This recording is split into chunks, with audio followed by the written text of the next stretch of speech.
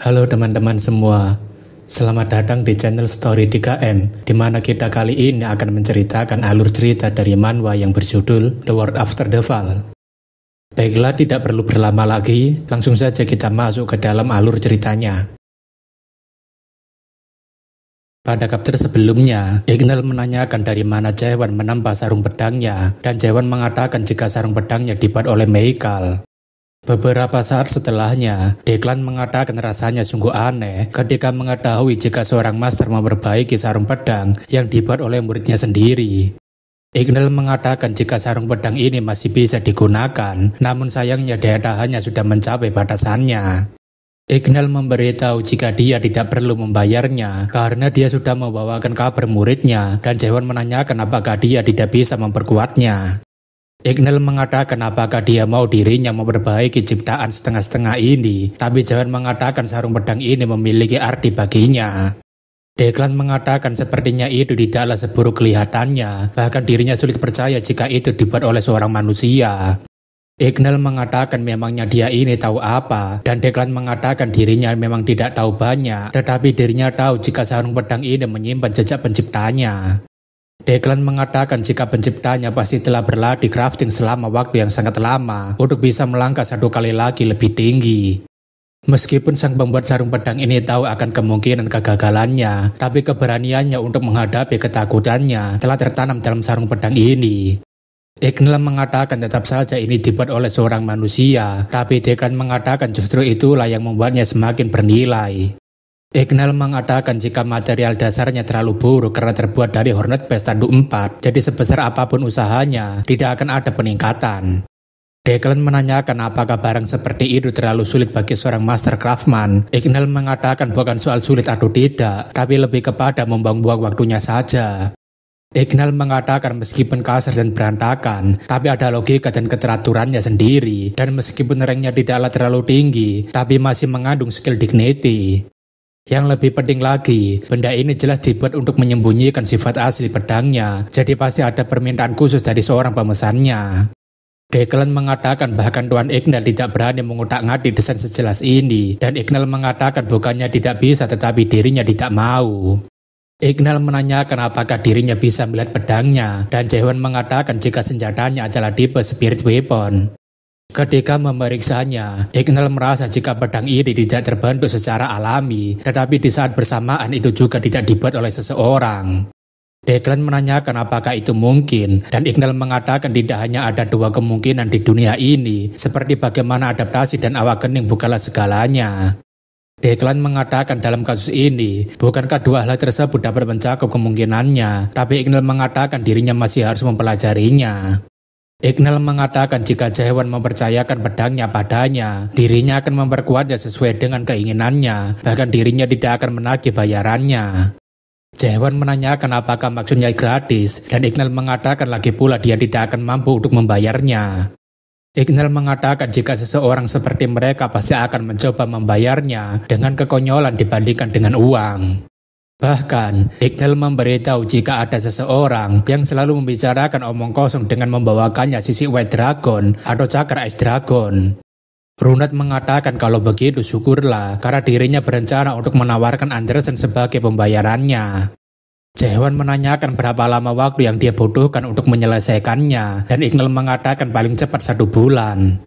Jaewon mengatakan 1 minggu sudah cukup, tapi Ignal mengatakan kalau begitu coba saja cari pandai besi lainnya yang sanggup mengatasi spirit weapon ini. Jaewon mengatakan kalau begitu 1 bulan saja, dan Ignal mengatakan seharusnya dia bilang begitu sejak awal. Jaewon mengatakan dirinya membutuhkan pedang untuk digunakan sementara, dan Ignal mengatakan dia bisa memilih salah satu yang ada di luar sana. Jaewon mengatakan kalau begitu Runat juga memilih satu, dan Anderson menanyakan bagaimana caranya dia membayarnya. Jaewon mengatakan Anderson tidak perlu khawatir karena dirinya sudah memiliki solusinya, dan Anderson menanyakan memangnya solusinya seperti apa. Beberapa saat kemudian, Ignal memasukkan Anderson ke dalam tabung kacanya untuk dipamerkan. Anderson terus-menerus berteriak agar Jaewon tidak menjualnya, tapi Jaewon sekarang sedang disibukkan untuk mencari senjatanya. Declan menanyakan apakah itu adalah pedang yang akan dirinya pakai, dan Ignal membenarkan, tapi Declan mengatakan dirinya ingin pedang yang setara dengan Divine Artifact. Ignal mengatakan ini adalah model ketiga dari koleksi spesialnya, dan bukankah dia sendiri yang bilang jika senjata Divine Artifact hanya akan jadi rongsokan jika digunakan oleh orang yang payah. Jaewon menanyakan apakah ada model yang sama seperti itu, tapi Ignal mengatakan model pertamanya diambil oleh Ignis dan Kronos mencuri yang kedua.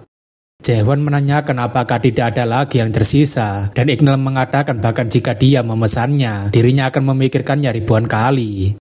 Namun bersamaan dengan itu, sebuah auman yang sangat mengerikan terdengar, dan Jaewon tahu jika teriakan buas itu datang dari Solo Blade. Ignal memberitahu jika itu adalah teriakan dari pedang yang sedang dirinya buat, bahkan dirinya mungkin tidak akan pernah menjualnya. Ignal mengatakan pedang itu masih belum lengkap dan tidak menunjukkan tanda-tanda akan selesai karena dia terlalu temperamen. Bahkan jika dirinya telah selesai menempanya, Ignal tidak yakin akan ada seseorang yang mampu untuk menggunakannya. Jaewon mengatakan kedengarannya sangat meyakinkan, jadi berikan saja pedang itu padanya. Tapi Ignal menanyakan apakah dia tidak dengar jika pedang itu tidak dijual. Ignal memberitahu jika bila pedangnya masih berantakan, tapi jika dia bisa menggunakannya, dirinya akan memberikannya secara gratis. Tapi jika dia gagal, maka dirinya akan menagih pembayaran perbaikan sarung pedangnya. Jaewon mengatakan kalau begitu mereka sepakat, dan seketika itu Jaewon langsung memegangi pedang hitam tersebut, dan tampaknya ada beberapa sengkatan listrik hitam yang membuat Jaewon terkejut. Namun bersamaan dengan itu, Jaewon membaca ingatan sebuah batu hitam yang bertahan seorang diri di tengah badai salju. Batu itu bertahan melawan badai hujan, salju, angin kencang, dan matahari menyengat dalam waktu yang sangat lama. Seorang penjelajah pernah melihatnya, namun karena dia tidak membutuhkannya, dia meninggalkan batu itu begitu saja. Ada juga beberapa orang yang menyadari potensi batu itu lebih awal, namun mereka lebih memilih untuk meninggalkannya agar dia memiliki jiwa yang lebih kuat. Selama itu pula, batu hitam semakin keras dan mengeras, seakan-akan batu itu dilahirkan hanya untuk menjadi yang lebih kuat. Entah sudah berapa ratus tahun lamanya batu itu dibiarkan, tapi suatu hari batu itu berpikir, mungkin dirinya akan menjadi benda terkeras di dunia ini. Ketika batu itu sudah matang, seseorang menemukan batu tersebut sembari mengatakan jika material ini adalah Spirit Stone. Mayat yang tidak lain adalah pemimpin Visur mengambilnya, karena benda seperti ini tidak sembarangan orang bisa mengambilnya. Ignal yang melihat Jaewon tentunya hanya bisa berkata, ini sungguh sulit dipercaya jika pedangnya langsung tunduk padanya, dan Jaewon menanyakan apa nama pedang ini. Ignal sebenarnya masih belum memberikan nama pada pedangnya, karena pedang itu masih belum selesai, tapi dia kemudian memberitahu jika pedang itu bernama Solus. Setelah keluar dari blacksmith, Anderson tampaknya masih marah karena dijual oleh Jaewon, tapi tampaknya Jaewon dan Runa tampaknya sedang berbahagia. Anderson menanyakan kenapa dia tega menjualnya, tapi Jaewon berkata, itu karena kau beban, maksudnya aku hanya bermaksud meninggalkannya sebentar. Anderson mengatakan omong kosong, kalau bukan karena si penipu itu menolongnya, dirinya sudah dijadikan bahan pembuatan pedang oleh Ignal, dan Runat menanyakan bukankah kurang ajar menyebut penyelamatnya sebagai penipu. Runat mengatakan dirinya akan memberikan nama pedangnya sebagai Doka, dan Anderson mengatakan itu seperti nama protagonis murahan. Jaewon mengatakan dirinya berhutang padanya, tapi Declan mengatakan tidak usah dipikirkan, lagi pula itu membuat dirinya memiliki hubungan dengan Heaven Breaker. Declan menanyakan mau kemana dia setelah ini, dan Jaewon mengatakan dirinya mau mampir ke tempat pelelangan. Declan mengatakan tujuan mereka sama, jadi apa yang sedang dia cari di sana, dan Jaewon mengatakan mungkin hal itu yang sama dengan yang dia cari. Declan mengatakan karya Ignal memang sangat mengagumkan, tapi jujur saja tidak ada yang bisa menyaingi Divine Artifact. Jaewon mengatakan bukankah dia bilang jika yang lebih penting adalah pengguna senjatanya, tapi Declan mengatakan itu karena Ignal berada di sana waktu itu. Declan mengatakan ada sebuah senjata yang membuatnya bisa menang dalam pertarungan yang mustahil, membuatnya bisa melewati sebuah dinding yang tidak akan bisa dia daki sendirian.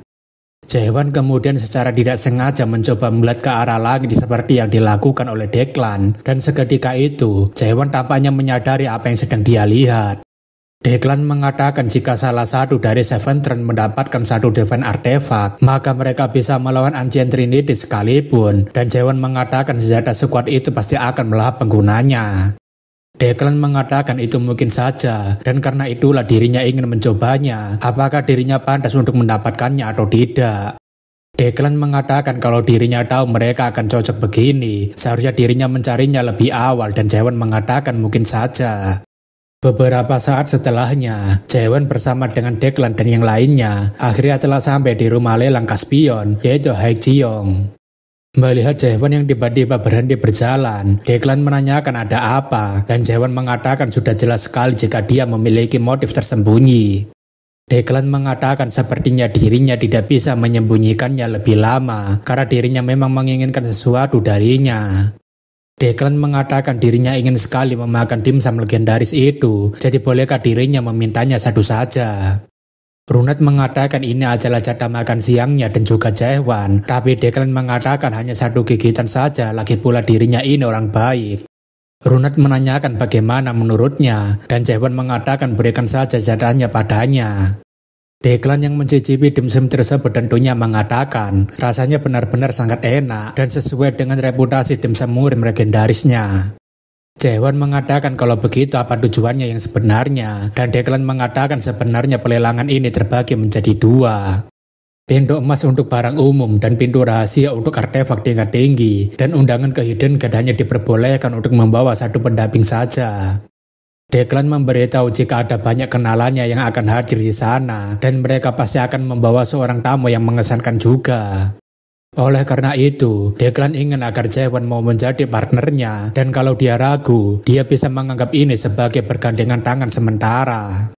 Jaewon menanyakan apakah dia ingin agar dirinya menjadi sekutunya, tapi bukankah seharusnya dia tidak melakukan hal semacam ini. Declan menanyakan apa maksudnya, dan Jaewon langsung mengangkat senjatanya dan membuat semua orang yang berada di sana langsung panik.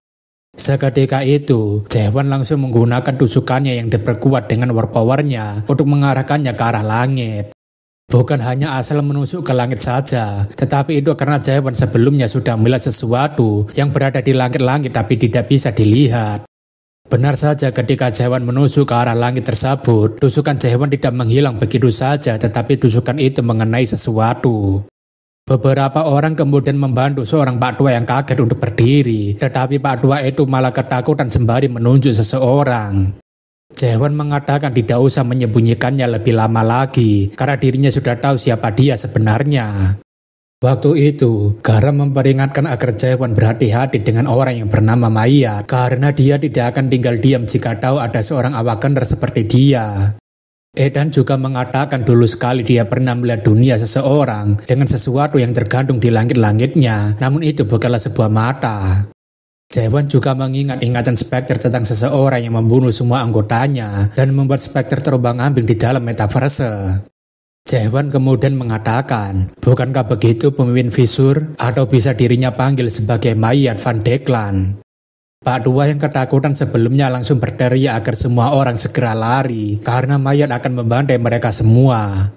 Semua orang tentunya langsung kabur mendengar nama Mayat karena dia dikenal sebagai pemimpin teroris yang suka membantai. Mayat mengatakan sayang sekali, padahal dirinya yakin sudah menyembunyikannya dengan baik, tapi bagaimana dia bisa mengetahuinya secepat ini? Jaewon mengatakan di dunia miliknya itu ada sesuatu yang seharusnya tidak dirinya lihat, tapi dia malah menunjukkannya. Semua orang yang akan pergi ke pelelangan tentunya berlari mencoba untuk mencari bantuan, namun seketika itu tubuh mereka agak kesetrum. Semua orang yang sebelumnya kabur sekarang bertanya apa yang sedang mereka lakukan di sini, bukankah seharusnya mereka akan masuk ke dalam pelelangan?